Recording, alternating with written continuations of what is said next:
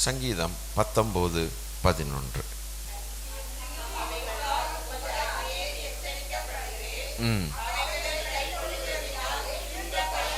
நமக்கு பலன் தருகிற தேவன் முதலாவது எப்படி, இதுக்கு முந்தின வசனத்தை வாசித்த கூட இன்னும் கொஞ்சம் நல்லா இருக்கும்.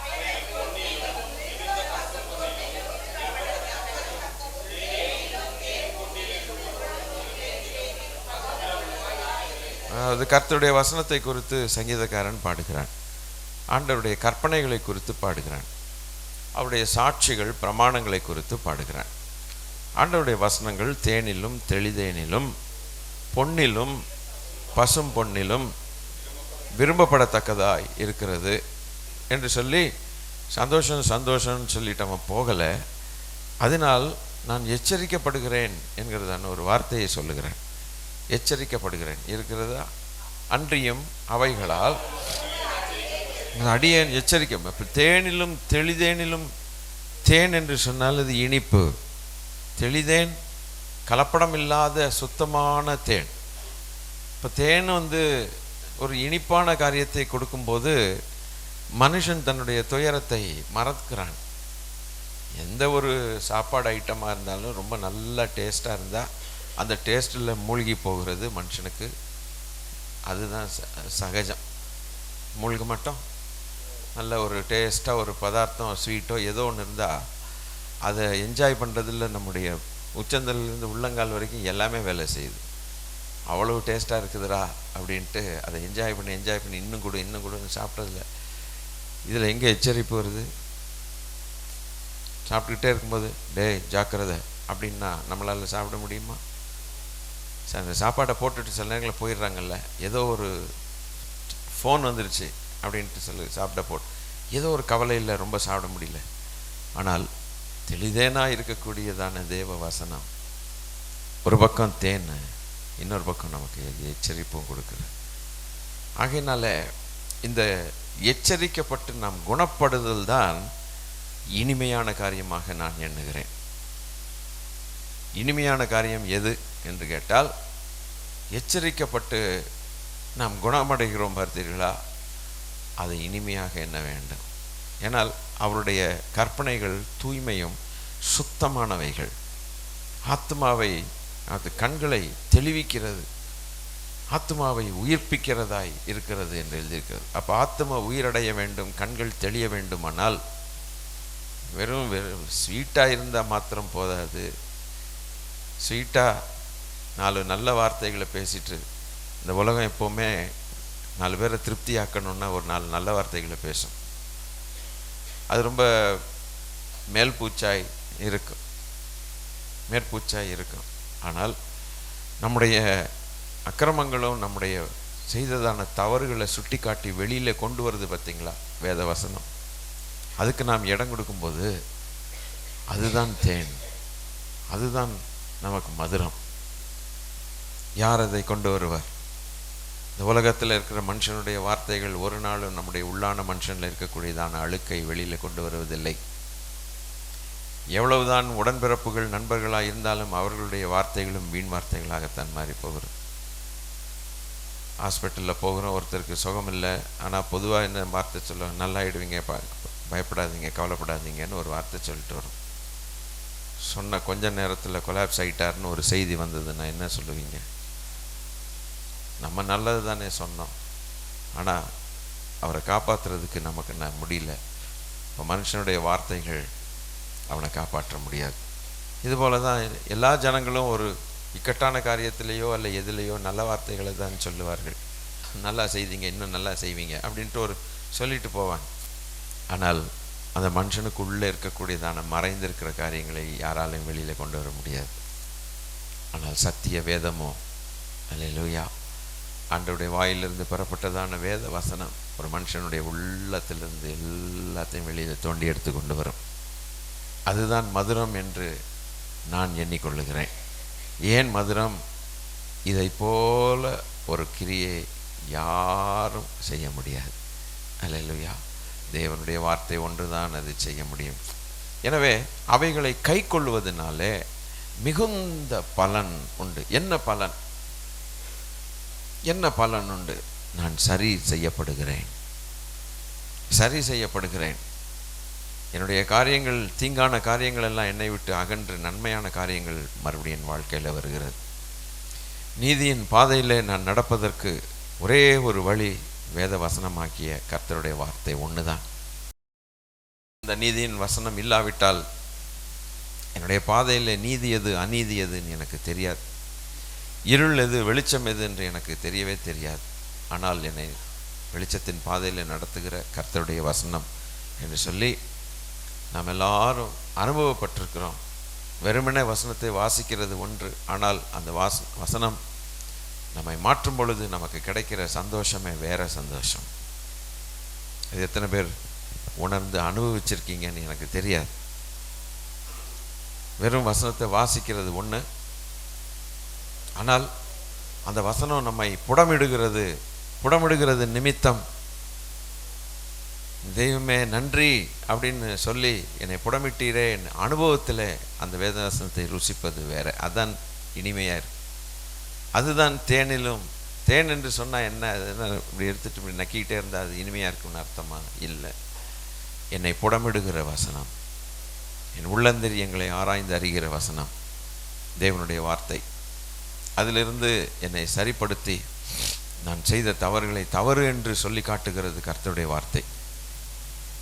மனுஷனுடைய தவறுகளை தவறு என்று தனக்கு ஒத்துக்கொள்ளுகிறது மிக கடினமான காரியம். எவ்வளோ பெரிய தப்பை செஞ்சுட்டு நான் ஒன்றும் தப்பே பண்ணலைன்னு சொல்லக்கூடியது சுபாவம்.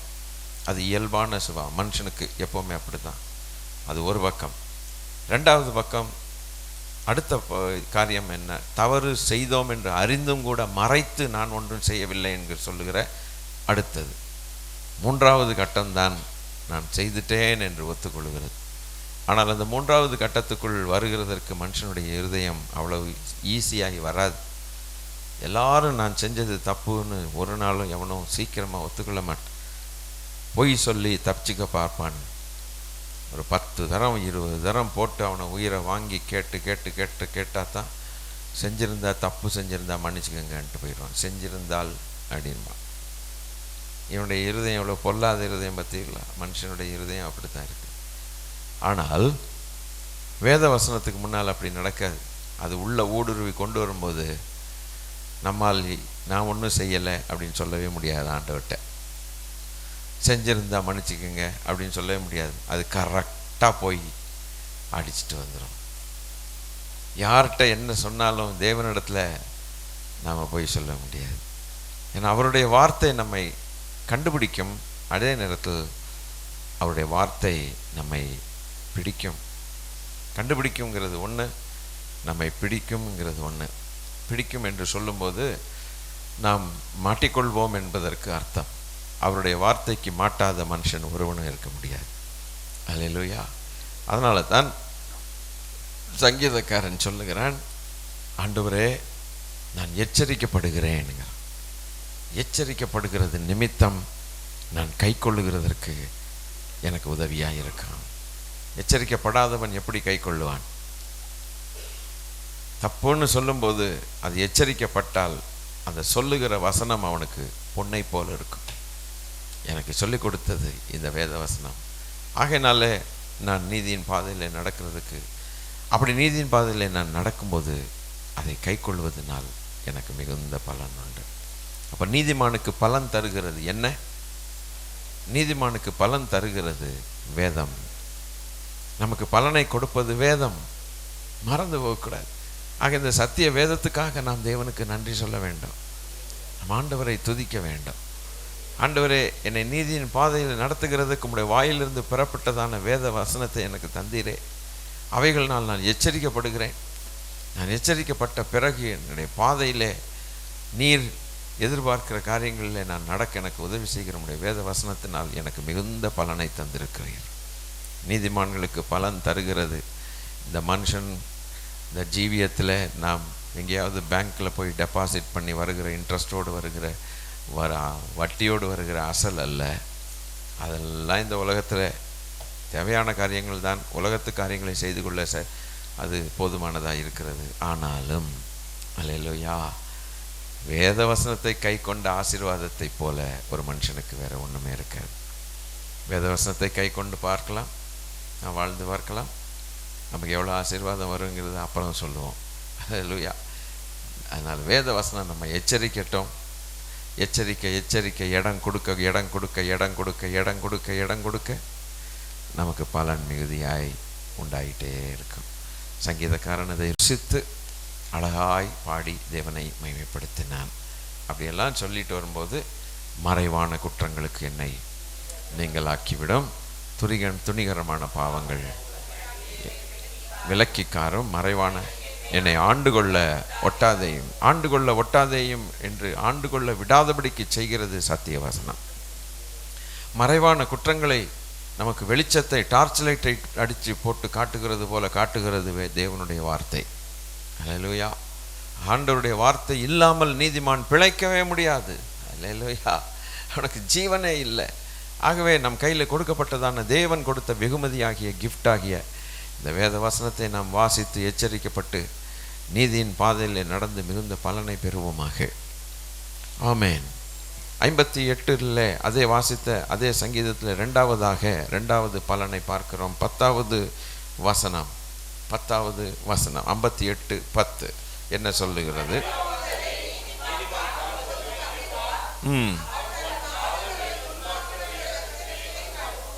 சரி, அடுத்து பழிவாங்குதலை நீதிமான் காணும்போது மகிழுவான் போட்டு.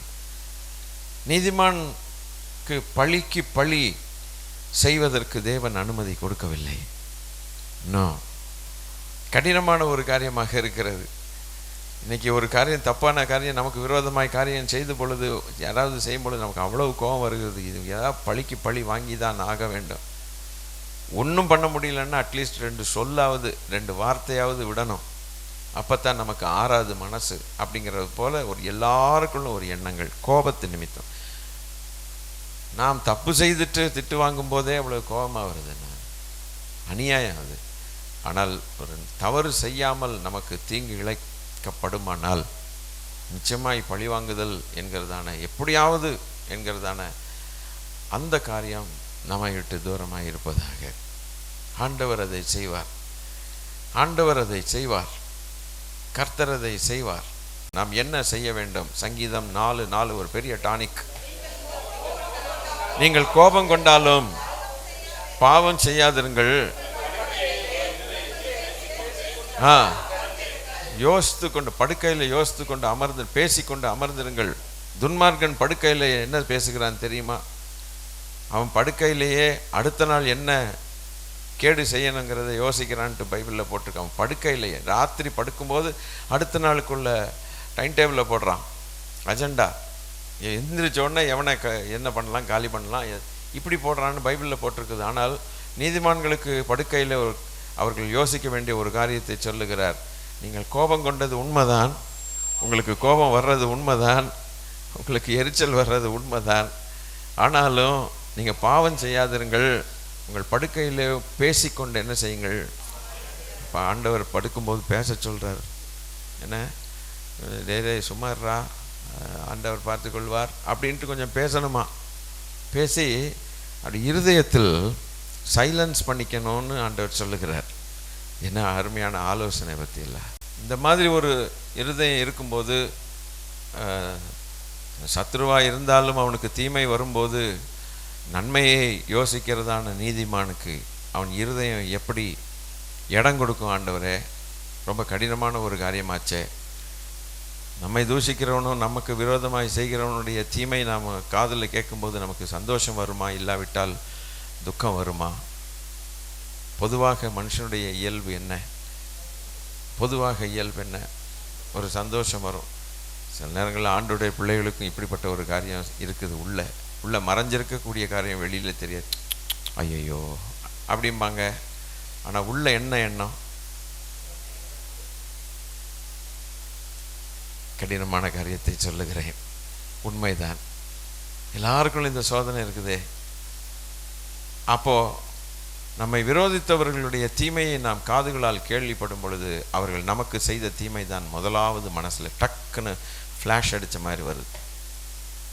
ஆனால் நமக்கு ரொம்ப பிடிச்ச ஒரு ஆள், உயிர் நண்பனாய் யோனத்தான் தாவீது போல உயிர் நண்பனாக இருக்கக்கூடியவர்கள் ஹாஸ்பிட்டலில் இருந்தால் எதையும் பார்க்காம உடனே பைக் எடுத்துட்டோ எதையோ எடுத்துட்டு முதலாளாக போய் நின்று அடே டே டே டே என்னடாச்சு உனக்குன்னு.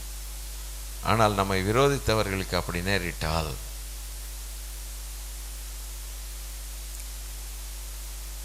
நீங்க சொல்லலாமே,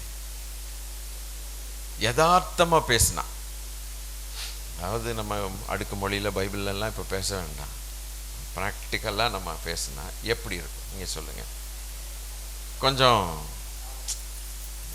ஒத்துக்க வேண்டிய விஷயம்தான். அப்போ அவங்க செய்த தீமை தான் என்ன செய்யுது முதல்ல, அதுதானே உண்மை. அப்போ அந்த நேரத்தில் என்ன செய்யணும்? ஆண்டவரே எங்களை மன்னிச்சு மறக்க சொல்றீங்க, அது கடினமான ஒரு காரியமாக இருக்குதே. அவன் நீதிமான்களுக்கு கொடுக்கப்படக்கூடிய ஒரு ஆலோசனை, தேவ ஆலோசனை, தேவ கட்டளை, அவன் தீமைக்கு தீமை நீ செய்யாதேன்னு சொல்லி அந்த செய்த தீமைகள் உடனே மனசுக்கு வருதே. ஏன் மனசுக்கு வருது? அந்த அளவுக்கு நம்ம எல்லாரும் என்ன பண்ணியிருக்கிறோம்னா, அடுத்தவர்கள் செய்ததான தீமையை ரிஜிஸ்டர் பண்ணி வச்சிருக்கிறோம். அழிக்க முடியாத அளவுக்கு உள் மனதில் பதிச்சு வச்சிருக்கிறது நிமித்தம் அது எந்நேரமும் துளிர் விட்டு எந்நேரம் உடனே வந்துடுதே. ஆக அந்த நேரத்தில் எப்படி இருக்கிறது? நான் அப்போ கேட்டேன், ஆண்டவரை இப்படிப்பட்ட ஒரு சோதனையில் எங்களுக்கு ஒரு ப்ராக்டிக்கலாக ஒரு வசனத்தை கொடுங்கன்னு சொல்லும்போது தான் இந்த 4 நாள் ஆண்டவர் கொடுத்தார்.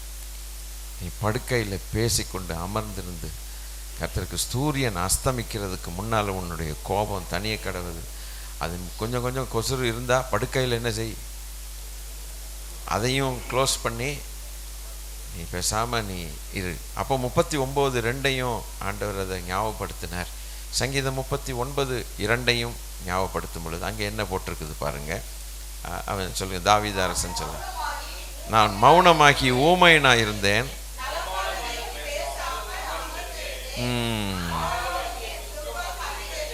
துக்கம் அவன் சொல்கிறான், சரி நீங்கள் சொன்ன மாதிரி நான் அமைதியாக தான் இருக்கிறேன், படுக்கையில் பேசிக்கொண்டு யோசித்து டே டே டே டே டே கொஞ்சம் சும்மா இருறா அப்படின்ட்டு என் இருதயத்தை பார்த்து நானே பேசிகிட்டு இருக்கிறேன். நலமானது கூட இப்போ சில நேரங்களில் பேசக்கூடாது, அதையும் நான் கொஞ்சம் தப்பாக ஆயிடுது. இருந்தாலும் என் உள்ளத்தில் ஒரு விதமான துக்கம் வந்துடுதுன்னு சொன்னான். நீதிமான்கள் படுகிற பாடுகள், கர்த்தர் நல்லவர். இந்த நேரத்தில் என்ன செய்வது? ஆண்டவர் சொல்லுகிறார், பழி வாங்குதல் எனக்குரியது, பழி வாங்குதல் எனக்குரியது. அவர் அவர் ஒரு காரியத்தை செய்தால் அவர் நீதியின்படி செய்கிறவர். நீதிமான்களாகிய நாமே தப்பு செய்யும் பொழுது சரியாய் நமக்கு பதில் தருகிறவர். அந்த நீதிமானுக்கு விரோதமாய் வேணுமென்ற துன்மார்க்கமாய் செய்தவனுக்கு தேவன் பதில் தராமல் இருப்பாரோ? பார்த்தீங்களா? நாம் சில நேரங்களில் நீதியிலிருந்து தவறி விடுகிறோம். இல்லைன்னு சொல்ல முடியாது. இல்லைன்னு சொல்லி பாருங்க, சொல்லுங்க பார்க்கலாம் தைரியமா. இல்லை நாங்கள் தவறுனதே இல்லைன்னு சொல்லுங்க பார்க்கலாம். என்ன கோர்ட்லயா உட்காந்துருக்கோம்? உண்மையை சொல்ல வேண்டியதானே? தவறல. அப்போ அது ஏன் இவ்வளோ ஸ்லோவாக சொல்கிறோம்? அதை சொல்கிறது கூட ஸ்பீடு வரல. எத்தனையோ முறை தவறிக்கும். அது நம்முடைய தவறின் நிமித்தம் தேவன் நம்மை தண்டிக்கவில்லையா? கர்த்தருடைய நீதியிலிருந்து நாம் தவறின பொழுது நமக்கு தேவன் அடி தரலையா? பேசுங்க. ஏதோ ஒரு விதத்தில் நம்ம நினச்சோம் சத்ரு தான் கொடுக்குறான் அப்படின்ட்டு, இல்லை துன்மார்க்கன் தான் நமக்கு செய்கிறான்ட்டு. இல்லைங்க, துன்மார்க்கரும் ஆண்டவருடைய கையில் இருக்கக்கூடிய தண்டாயுதம் தெரியுமா? அசீரியனை தேவன் தண்டாயுதமாக யூஸ் பண்ணிக்கிறார், இஸ்ரவேலை ஒடுக்கிறதுக்கு, அடிக்கிறதுக்கு. அதனால அசீரியன் அவனை மெச்சி கொண்டு பர்மனண்ட்டாக அவனை கொண்டு போய் அவன் மேலே சந்தோஷமாக இருப்பார்னு நினைக்கிறீங்களா? இல்லை, அது யூஸ் பண்ணுற வரைக்கும். அப்போ ஆண்டவர் ஒரு வார்த்தை கேட்குறாரு, ஏசாயாவின் புஸ்தகத்தில் இருக்குது, வாசிக்கலாம். கர்த்தர் நல்லவர். ஒரு அழகான ஒரு வசனங்க, ஸ்தோத்திரம். என்னடா நினச்ச நீன்னு கேட்குறாரு பாருங்க. அதை யாரும் சத்ருவை பார்த்து கேட்குறாரு. 15வது வசனத்தில் 10:15 ஏசாயா 10வது அதிகாரம் 15வது வசனத்தில் என்ன போட்டிருக்கு? கோடரியானது தன்னால் வெட்டுகிறவனுக்கு விரோதமாக மேன்மை பாராட்டலாமோ? வாளானது தன்னை இவனுக்கு விரோதமாய் பெருமை பாராட்டலாமோ? பாராட்டினால் தடியானது தன்னை பிடித்தவனை மிரட்டினால் போலவும் கோலானது தன் மரக்கட்டை அல்லவென்று எழும்பினார் போலவும் இருக்குமே என்று எப்படிறான்னு கேட்கிறார். ஆண்டவர் கையில் இருக்கக்கூடியதான அசீரியன் தண்டாயுதம். அப்படிதான் கர்த்தர் சொல்லுகிறார். அல்லேலூயா. 5வது வசனத்தை பாருங்கள். 5வது வசனத்தை பாருங்கள். ஐயோ, என் சினத்தின் தண்டாயுதம். அவன் ஒரு கையில் ஒரு பெரிய ஆயுதத்தை பிடிச்சி வச்சிருக்கிறான் அடிக்கிறதுக்கு. அந்த ஆயுதம் எந்துதாங்கிற என்னுடைய சினம், என்னுடைய கோபம் என்கிற ஒரு ஆயுதத்தை அவன் கையில் கொடுத்தேன் என் ஜனத்தை போட்டு டொம்முன்னு அடிக்கிறதுக்கு. இவன் உருப்பிட மாட்டேங்கிறானுங்க. இவனுக்கு விக்கிரங்களை கொண்டு வந்துட்டு எரிச்சல் உண்டாக்குறாங்க. நான் அந்த கோலை அவன் கையில் கொடுத்தேன், அவன் அடிப்பான். ஆனால் அவன் என்ன சொல்லுகிறான்? கோலானது தன்னை கையாளுகிறவன்கிட்ட விரோதமாய் பேசி முடியுமா? நான் தான் சொல்ல முடியுமா? அப்போ என் கையில் இருக்கக்கூடிய தண்டாயுதம் எனக்கு விரோதமாக பேசலாமா? இது எப்படி இருக்குன்னாக்கா, வேலைக்காரன் எஜமானையே சேலஞ்ச் பண்ணுற மாதிரி இருக்குது. டே, நான் இல்லைன்னா நீ இல்லைடான்னு சொல்கிற மாதிரி இருக்குது. எல்லாம் ஏன் கண்ட்ரோல் தான்டா அப்படிங்கிற மாதிரி இருக்குது. எஜமான்ட்டே போய் ஏன் இஷ்டப்படி தான் நான் செய்வேன் அப்படின்னு சொல்கிற மாதிரி இருக்குது. அது எப்படி முடியும்னு கேட்டார். நான் தான் எஜமான். கோல் யாருக்கு இந்த கோலை கையாளுறாங்களோ அவங்க கையில் தான் அந்த கோல் இருக்கணுமே ஒழிய, கோல் நீ யாருன்னு கேட்குறதுக்கு முடியுமான்னு கேட்குறாங்க. தன்னால் வெட்டுகிறவனுக்கு விரோதமாய் மேன்மை பாராட்டலாமோ? நான் தான் ஹேண்டில் பண்ணுறேன். என் ஜனத்தை அடிக்கும்போது நான் மட்டாய் தண்டிக்கிறேன். என் ஜனத்தை மட்டாய் தண்டிக்கிறேன். நிர்மூலமாகும்படிக்கு நான் தண்டிக்கலை, அவர் தண்டிக்க மாட்டார். மட்டாய் தண்டிக்கிற தேவன். ஆனாலும் கீழ்ப்படியாமல் இருக்கும் பொழுது அவர்கள் நிர்மூலம் ஆகிறார்கள். அதனால தான் கர்த்தர் சொல்றார், மீதியாய் இருக்கிறவர்களே. அல்லேலூயா. 21வது வசனத்தை பாருங்கள்.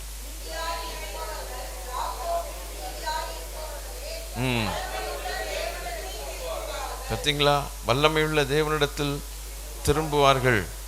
ஸ்தோத்திரம். 20வது வசனம். அக்காலத்தில்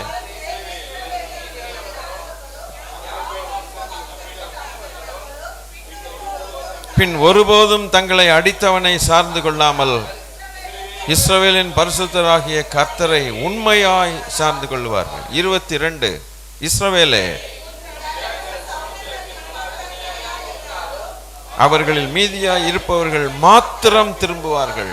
தீர்மானிக்கப்பட்ட அழிவு நிறைந்த நீதியோடு புரண்டு வரும். சேனைகளின் கர்த்தராகிய ஆண்டவர் தேசத்துக்குள் எங்கும் தீர்மானிக்கப்பட்ட அழிவை, ஆகையினாலே சியோனில் வாசமாயிருக்கிற என் ஜனமே, அசீரியனுக்கு பயப்படாதே. எப்படி பார்த்தீங்களா? அப்ப தண்டாயுதத்தை பயன்படுத்துகிறவர் தேவன்.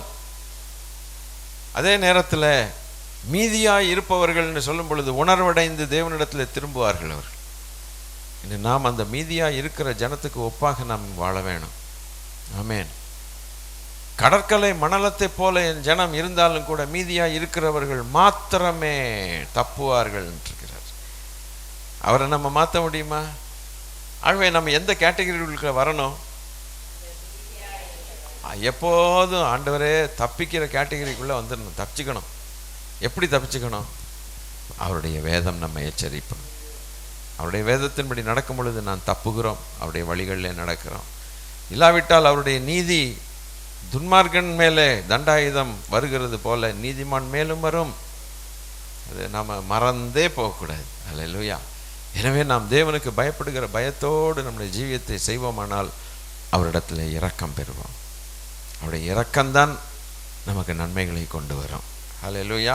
சரி, எப்படியோ இதை நான் உங்களுக்கு சொல்லலான்ட்டு ஆசைப்பட்டு தான் நான் அதை எடுத்தேன். அல்லேலூயா. ஆக அந்த கோலானது என்ன செய்யக்கூடாது? அடிக்கிறவன்கிட்ட கையில் இருக்குது, உடனே என்ன செய்யக்கூடாது? மேன்மை பாராட்டக்கூடாது. ஸோ பழிவாங்குதல் என்பது ஒரு காரியம் கர்த்தருடைய கையில் இருக்கிறது. அதை அவர் செய்யும் பொழுது நீதிமான்கள் மகிழ்வார்கள். அல்லேலூயா. நீதிமான் மகிழ்வான். அப்போது ஸ்தோத்திரம். ஒரு மகிழ்ச்சி தேவனுடைய வசனத்தினால் நீதிமான் சரி செய்யப்படும் பொழுது அவனுக்கு மகிழ்ச்சி. இன்னொரு மகிழ்ச்சி, அவனுக்கு விரோதமாக எழும்பின சில காரியங்களை நீதி பார்த்து செய்கிற தேவன் ஒருவர் உண்டு, அவர் அதை செய்யும் பொழுது அவனுக்கு ஒரு மகிழ்ச்சி. மூன்றாவதாக மத்தேயு 5:12.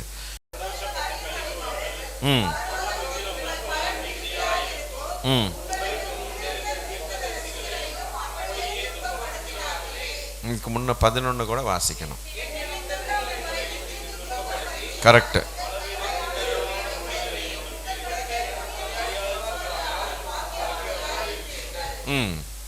சந்தோஷப்பட்டு களி கூறுங்கள், மிகுதியா இருக்கும். நீதிமானுக்கு பலனை தருகிறது பரலோகத்தில் தருகிறார். அல்லேலூயா. இந்த உலகத்தில் உங்களுக்கு உபத்திரவங்கள் உண்டுன்னு கர்த்தர் சொன்னார். திடன் கொள்ளுங்கள், உலகத்தை நான் ஜெயித்தேன் என்று சொன்ன தெய்வம். உங்களுக்கு விரோதமாக தீமையான மொழிகள் பேசப்படும். பேசப்படாது என்று கர்த்தர் சொல்லலை, கட்டாயம் பேசப்படும். ஏன்னா ரட்சிக்கப்பட்டு உங்களை தெரிந்து கொண்ட நாள் முதற்கொண்டு நான் உங்களை பரலோகத்தில் வைக்கலை, உங்களை இந்த பூமியில் தான் வச்சிருக்கிறேன். ஆகையினாலே நிச்சயமாக உங்கள் மேல் பலவிதமான தீமையான மொழிகள் ஜனங்கள் பேசுவார்கள். என் நிமித்தம் நீங்கள் துன்பப்படுவீர்கள், என் நிமித்தம் நீங்கள் பேசப்படுவீர்கள். என் நிமித்தம் தானே நீங்கள் நீதி மார்க்கத்தில் நடக்கிறீர்கள். நான் உங்கள் வாழ்க்கையில் குறுக்கில் வந்ததுனால தானே, என்னுடைய வழிகளை நான் போதித்தது நிமித்தம் நீங்கள் அதை ஏற்றுக்கொண்டு சந்தோஷமாக ஏற்றுக்கொண்டு அந்த பாதையில் போகிறதுக்கு உங்களை மனப்பூர்வமாக ஒப்பு கொடுத்து மனசார ஒப்பு கொடுத்தீங்கள. மனதார ஒப்பு கொடுக்கும்போது அதுதானே உங்களுக்கு பிரியமாக இருக்குது, அதுதானே உங்களுக்கு இன்பமாக இருக்குது. என்னை நீங்கள் ஏற்றுக்கொண்டீர்கள், சத்தியதேவன் என்பதை கண்டீர்கள், இதுதான் எனக்கு வேணும் என்று சொல்லி நீங்களும் வந்தீர்கள். அப்படி வரும் பொழுது இது வேணும்னா மற்றது வேண்டான்னு அர்த்தம்.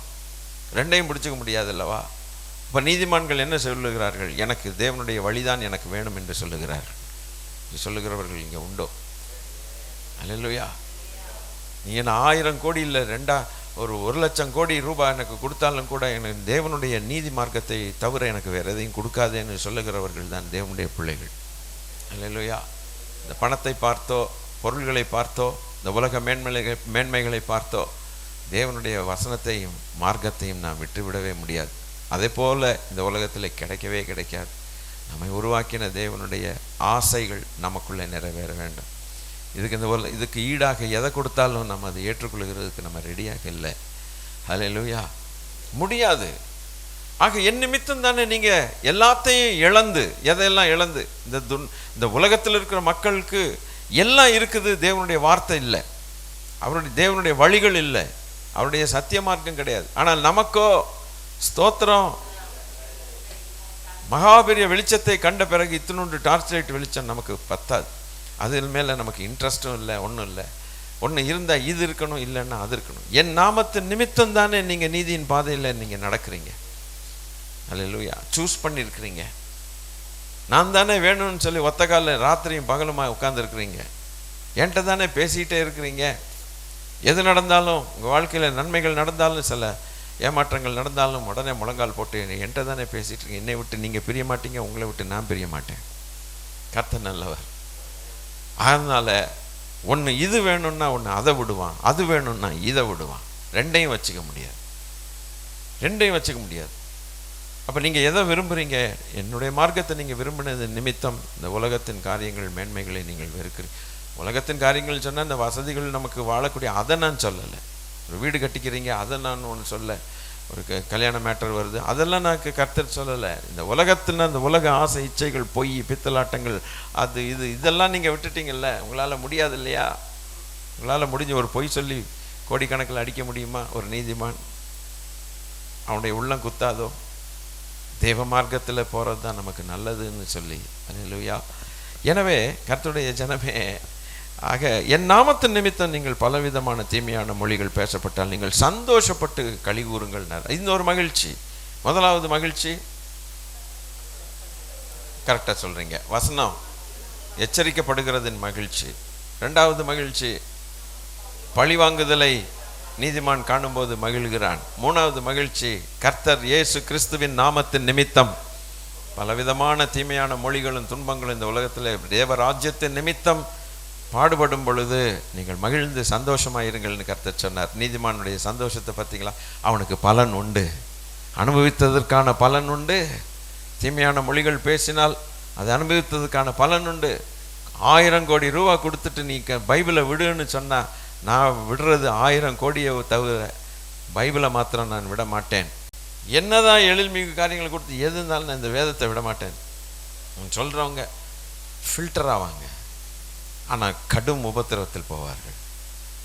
உலகத்துக்கு பைத்தியக்காரர்களாக இருப்பார்கள். உலகம் அவர்களை போற்றாது. The most unfortunate people in the world என்று சொல்வார்கள். அதாவது துரதிருஷ்டமான ஒரு மனுஷன் உலகத்தில் இருப்பான்னா இவன் தான் சொல்லுவார்கள். வேதத்தை மாத்திரம் நான் பிடிச்சி வச்சிருக்கிறவன உலகம் அப்படித்தான் நியாயம் தீர்க்கும். ஆனால் அந்த வேதத்தின் மகத்துவம் அவனுக்கு தெரியுமா என்ன? பரலோகத்தில் உங்கள் பலன் மிகுதியாக இருக்கிறார். கவலைப்படாதிருங்க. அல்லேலூயா. பலனை கொடுக்கிற தேவன். கடைசியாய் கொலோசியர் 3வது அதிகாரம் 22, 23, 24, 25 வாசித்து முடிக்கலாம்.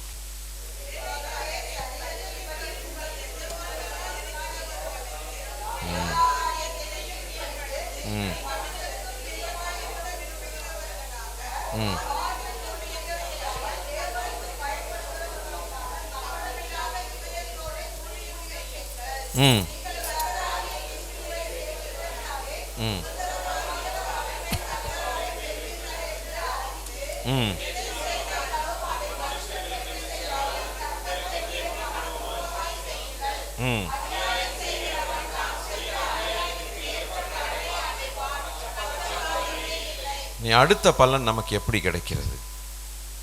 எப்படி கிடைக்கிறது? வேலைக்காரரே, சரீரத்தின்படி உங்கள் எஜமான்களாய் இருக்கிறவர்களுக்கு எல்லா காரியத்திலையும் நீங்கள் கீழ்ப்படியும். நீங்கள் மனுஷருக்கு பிரியமாய் இருக்க விரும்புகிறவர்களாக பார்வைக்கு, அதாவது நடிக்காம பார்வைக்கு ஊழியம் செய்யாமல் தேவனுக்கு பயப்படுகிறவர்களாய் கபடமில்லாத இருதயத்தோடு ஊழியம் செய்யுங்கள். நீங்கள் கர்த்தராகிய கிறிஸ்துவை சேவிக்கிறதுனாலே சுதந்திரமாகிய பலனை கர்த்தரால் பெறுவீர்கள் என்று இதை ஞாபகத்தில் வச்சுக்க சொல்கிறார்.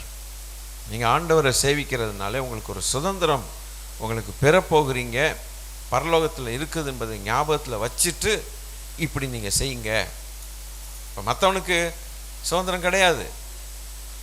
அவன் கல்லாப்பட்டியில் கை வைப்பான், பல இடங்களில் கல்லாப்பட்டியில் கை வைப்பான். எஜமான் இல்லாத நேரத்தில் வேற கீயை போட்டு பண்ணுவான். பெட்ரோல் டேங்க்லேருந்து பெட்ரோலை திருடிடுறாங்க. உங்களை இல்லைங்க, பொதுவாக சொல்கிறேன், உலகத்தில் நடக்கிறத சொல்கிறேன். எஜமான் இல்லாத நேரத்தில் மளிகை கடையில் ஒருத்தனை ஜாமானுக்கு வேலைக்கு வச்சா அவன் கொஞ்சம் கொஞ்சமாக கிஸ்மிஸ் பழத்தை வாயில் போட்டுக்கிட்டே இருக்கிறான், யாரும் தெரியாமல் போட்டுட்டு, சார் எலி சுற்றுது சார் அப்படிமா. முந்திரி பருப்பு சரி, அது எஜமானுக்கு தெரியாததெல்லாம் கிடையாது. தண்ணி ஓடுது ஆற்றுல, உனக்கு முடிஞ்சா குடிடான்ட்டு போயிட்டே இருக்கிறான் அவன். சரி 2 வாயில் போடுவான். வாயில் போட்டே டப்பா என்ன செஞ்சிடறான், காய் பண்ணிடுறான். நாளைக்கு 4 ஏலக்காயை பாக்கெட்டில் போட்டுட்டு போயிட்டே இருக்கிறான் வீட்டில் போய் பாயாசம் வைக்கிறதுக்கு. என்னென்னலாம் நடக்குதுங்கிறீங்க. பெட்ரோல் பங்க்கில் சரியாக நம்ம ரீடிங்கை பார்க்காட்டி அதில் ஒரு அடி அடிச்சிடுறான். பொதுவாக உலகத்தில் என்னென்னலாம் ஈஸியாக கண்ணெதிரை ஏமாற்றிட்டு போயிடுறாங்க. ஏன்? அவங்களுக்கு ஒன்று தெரியாது,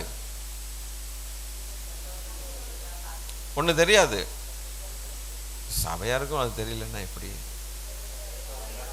சுதந்திரம். நீங்கள் கர்த்தராகிய கிறிஸ்துவை சேவிக்கிறதுனாலே. அப்போ மளிகை கடையில் நீங்கள் வேலை செஞ்சீங்கன்னா கிஸ்மிஸ் பழம் சாப்பிட்றதுக்கு கையை நீங்கள் வைக்கலைன்னா உங்களுக்கு சுதந்திரம் மேலே இருக்கு. அப்படியா? முந்திரி பருப்புக்கு கை வைக்கலைன்னா, பெட்ரோல் பங்க்கில் வேலை செய்கிறீங்க, அபிஷேகம் பண்ணப்பட்டவன் ஒருத்தன் வந்து பெட்ரோல் ஊற்றுறான், சோத்துறான்ட்டு ஒழுங்காக இருந்து நீதியாக செய்தால் இது எப்போதும் நினச்சிக்கிட்டு இருக்கணும்னு சொல்கிறார்.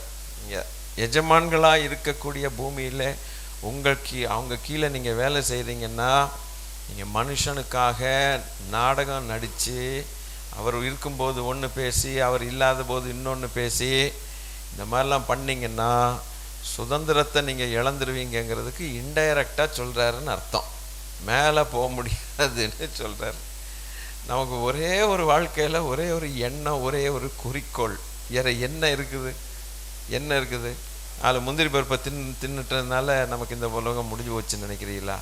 அட பாவிகளா, இதில் கை வச்சு கடைசியில் அதில் போகாமல் போச்சு. இன்கம் டேக்ஸ் டிபார்ட்மெண்ட்டை ஏமாற்றி டேக்ஸ் கட்டாமல் பரலோக டிபார்ட்மெண்ட்டுக்கு டைத் ஆகிய டேக்ஸை கட்டாமல், டைத்து வந்து டேக்ஸு, ஹெவன்லி வேர்ல்டுக்கு டேக்ஸ் அது.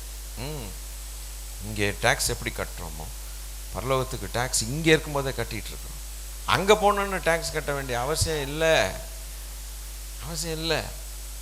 ஒரு மனுஷன் உயிர் போயிடுச்சு, உயிர் போகிற வரைக்கும் அவன் ஃபைல் பண்ணணும், ரிட்டர்ன்ஸை இன்கம் டேக்ஸுக்கு ஃபைல் பண்ணணும் டிபார்ட்மெண்ட்டுக்கு. எவ்வளோ சம்பாதிக்கிறான், எவ்வளோ வருமானத்துக்கு ஏற்ற வரி. அந்த ஆள் இறந்து போயிட்டான். செத்து போனவனை நோக்கி டிபார்ட்மெண்ட்லேருந்து வர்றாங்களா என்ன? அவனை குழி நோண்ட எடு அவன் டேக்ஸ் கட்டினானா கேளுன்னு எவனா சொல்கிறாங்க? அத்தோட காலி. அவன் உயிரோடு வாழும் பொழுது தான் இந்த உலகத்தில் டேக்ஸ் கட்ட முடியும். அதுபோல தான் நாம் இந்த உலகத்தில் ஜீவிக்கும் போது தான் பரலோகத்துக்கு நம்ம டேக்ஸ் கட்ட முடியும். கர்த்தர் நல்லவர். பரலோகத்துக்கு போயிட்டா அதுக்கப்புறம் டேக்ஸ் கட்ட வேண்டிய அவசியமே கிடையாது. அங்கே என்ஜாய் பண்ண வேண்டியதான். கர்த்தர் அந்த உண்மையை பார்க்கிற தெய்வம். ஆக என்னது, அப்போ நமக்கு இந்த சுதந்திரம் உண்டு. இந்த சுதந்திரத்தில் ஞாபகத்தில் வச்சுக்க சொல்கிறார். நீ எது செஞ்சாலும் சுதந்திரம் உனக்கு உண்டுங்கிறத மனசில் வச்சு மரியாதையாக வாழுங்கிறாரு. பயத்தோட வாழு, பயத்தோட வேலை செய்யுங்கிறார். அது மனசில் வச்சுக்கோங்கிறார்ல. இந்த பயமும் அது பொய் அல்ல, ஒரு கட்டுக்கதை அல்ல. மோட்சம் போயிட்டான்னு சும்மா 4 பேர் சொல்கிற மாதிரி வார்த்தை கிடையாது.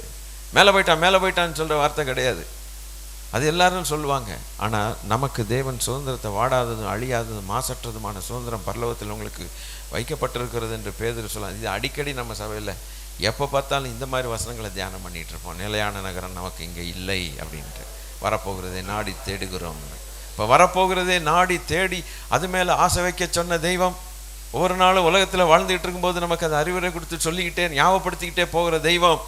அந்த ஒரு சந்தோஷத்தில் நாம் வாழ்ந்துகிட்டு இருக்கும்போது அநியாயத்தில் கை வைக்கலாமா? அநியாயத்தை செய்து கை வச்சு நாடகம் நடித்து நம்ம கை வைக்கும்போது அந்த சுதந்திரமே நமக்கு அடைபடுகிறது அல்லவா? அதனால தான் அப்போஸ்தலனாகிய பவுல் ரொம்ப அழகாக சொல்லுகிறார், வேலைக்காரரே சரீரத்தின்படி உங்கள் எஜமான்களாய் இருக்கிறவர்களுக்கு நீங்கள் ஒரு சில காரியம் அல்ல, எல்லா காரியத்திலையும் கீழ்ப்படிந்து, அதாவது அவர்களுக்கு வேதனை உண்டாக்கக்கூடாதுன்னு சொல்லுகிறார். நீ அவங்களுக்கு வேதனை உண்டாக்கிட்டீன்னா அது உனக்கு பரலோகம் அடபடும்னு இன்டைரக்டாக மறைமுகமாக சொல்லுகிறார். கீழ்ப்படிந்து நீங்கள் மனுஷருக்கு பிரியமாக இருக்க விரும்புகிறவர்களாய் பார்வைக்கு சேர்ந்து. இங்கே போனால் இந்த பக்கம் எஜமானுக்கு பிரியம்னா வந்துட்டு சல்யூட் அடிக்கிறது, எஜமான் போனதுக்கப்புறம் கண்டவனுக்கும் எல்லாரையும் சேர்த்து வச்சுட்டு அவங்களுக்கும் சல்யூட் அடிக்கிறது. 2 எஜமான்களுக்கு மாதிரி இப்படி இருந்தால் எஜமானுக்கு ஒரு நாள் தெரிய வரும். என்னது ஒரு வேஷம் போட்டுறாங்க, ரொம்ப ஆபத்தான காரியம், பரலோகம் பூட்டப்படுகிறது, ஐயையோ பார்வைக்கு ஊழியம் செய்யாமல் தேவனுக்கு பயப்படுகிறவர்களாய் கபடம் இல்லாது இருந்தால் ஒரு எஜமானுக்கு நீ ஊழியம் செய். ஒரே எஜமானுக்கு கபடம் இல்லாத சுத்தமான இருதயத்தோடு அவருக்காகவே வாழு, அவருக்காகவே சாவு அப்படிங்கிற அளவுக்கு. அந்த வார்த்தையை நான் பயன்படுத்திட்டேன், தப்பு தான். இருந்தாலும் அதை உங்களுக்கு உணர்த்துறதுக்காக அந்த வார்த்தையை பயன்படுத்தினேன், வேறு எதுக்காகவும் பயன்படுத்தலை. வாழ்ந்தாலும் செத்தாலும் அந்த எஜமானுக்கு தான் உண்மையாக இரு. அது அந்த அந்த அந்த காரியத்தை உணர்த்துறதுக்கு தான் நான் இப்படி பேசுகிறேன். அப்படி இருந்தால், அப்படி ஊழியம் செய்தால் அந்த சுதந்திரத்தை நாம் பரலோகத்தில் பெற்றுக்கொள்ளலாம். அநியாயம் எதை செய்தாலும் மனுஷர்களுக்கு என்று செய்யாமல் கர்த்தருக்கென்றும் மனுஷருக்கென்றும் அல்ல, கர்த்தருக்கென்றே மனப்பூர்வமாய்.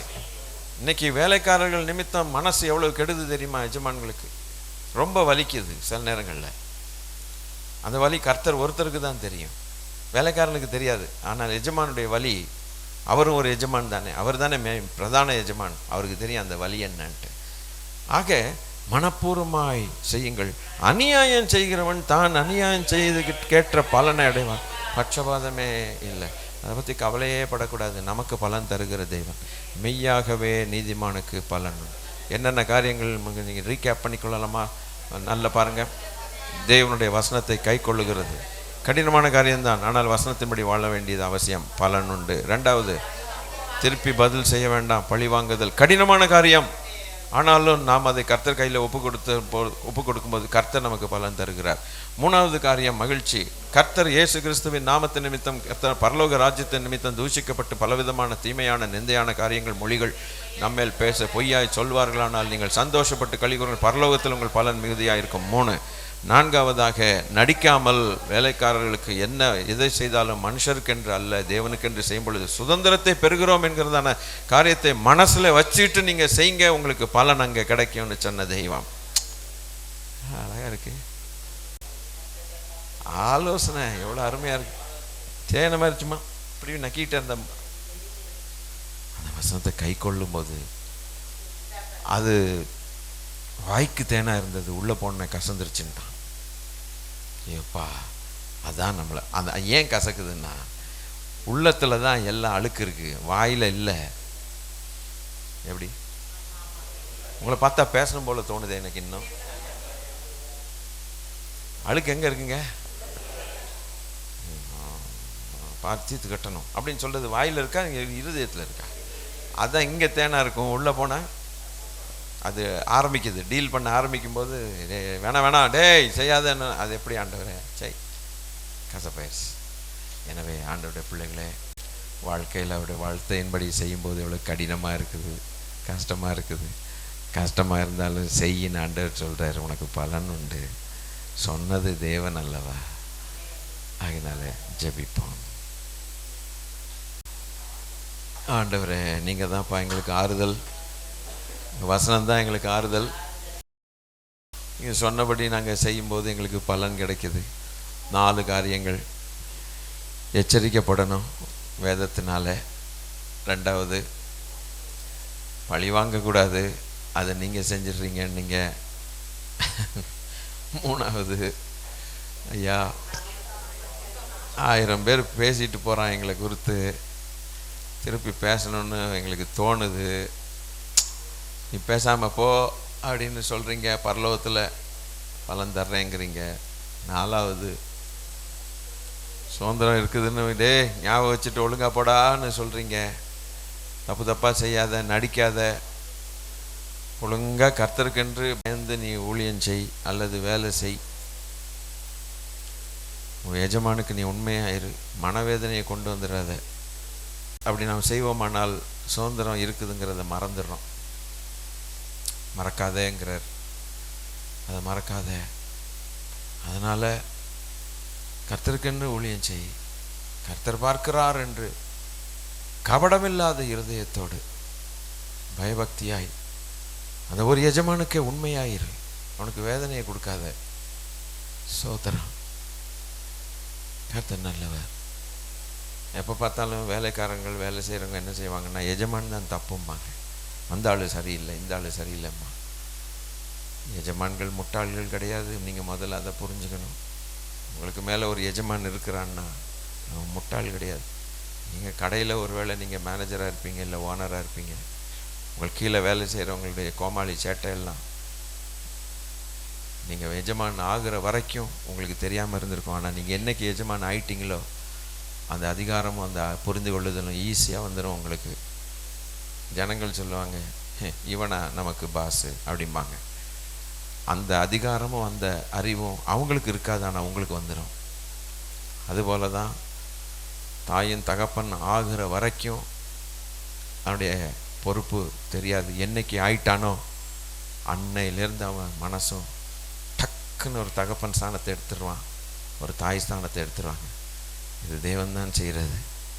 ஆனால் கொஞ்ச நாளைக்கு முன்னால் தாயின் தகப்பன் ஆகிறதுக்கு முன்னால் விளையாட்டு பிள்ளையாக இருந்திருப்பான், பொறுப்பு இல்லாமல் இருந்திருப்பான்.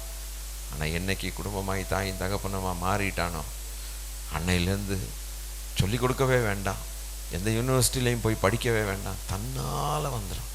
அதுபோல தான் ஒரு எஜமான் நேற்று வரைக்கும் அறிவில்லாமல் சுற்றிட்டு இருப்பான், பொறுப்பு இல்லாதவனாக இருப்பான். ஆனால் என்னைக்கு நீ எஜமான் ஆணியோ அன்னையிலேருந்து தேவனுடைய அறிவு ஞானம் உனக்குள்ளே வந்து அழகாக செயல்பட ஆரம்பிக்கும். அதனால் வேலைக்காரர்கள் எப்போதும் எஜமான்களை தான் திட்டுவாங்க. இப்படி தான் அவங்களுடைய மென்டாலிட்டி இருக்கும். ஆனால் ஒரு எஜமானுடைய மென்டாலிட்டி வேலைக்காரர்களுக்கு புரியாது. ஆனால் அல்லேலூயா, வேலைக்காரர்களுக்கு ஆண்டவர் கொடுத்த ஆலோசனை கபடமில்லாத இருதயத்தோடு ஹல்லேலூயா. தேவன் உன்னை பார்க்கிறார். உனக்கு ஒரு சுதந்திரம் இருக்குது என்பதை மறந்து போகாதே. அதனால் வேஷம் போட்டு நீ வேலை செய்யாதே. உண்மையாய் கர்த்தர் பார்வைக்கு உண்மையை வேலை செய் என்று கர்த்தர் சொல்லுகிறார். அதுக்கு பலன் உண்டு. 4 பலன்களுக்காக நன்றி சொல்லுவோம். மறந்து போக வேண்டாம் ஆண்டவரை, மறக்க வேண்டாம். என் தெய்வமே, இந்த 4 காரியங்களை நாங்கள் மறக்காமல் இருக்க எங்களுக்கு கிருபை தாங்கப்பா.